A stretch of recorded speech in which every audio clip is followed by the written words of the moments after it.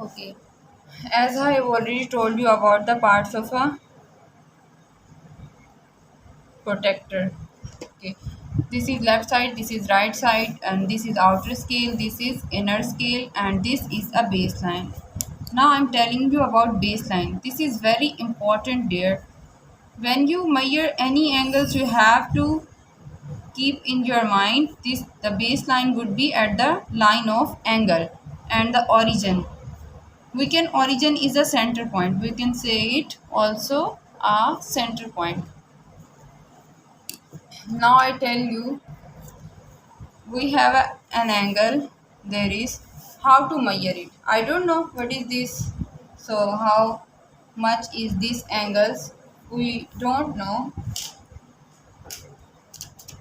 So first we keep the protractor like that. This is the center point, na, right? I have already told you this is a center point. Sorry, keep it here. Don't like that. Keep it here like that. Here. This is the baseline. So baseline would be at that line and the center point would be here. The baseline will be on that side and the center point will be here. Okay, keep the protractor like that and we measure it.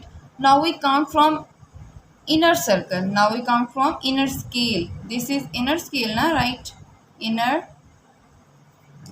I will write it with pencil, so I have to erase it. Inner scale. 0, 10, 20, 30, 40, 50, 60 and 70. Okay. We have to measure it from that side. So this is outer scales. We don't measure from that side. So this is a, we can't say this angle is 110 degree.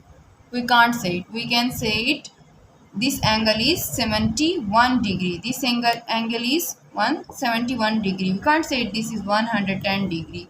Okay, from inner scale. So this angle is 71 degree. We have measured it.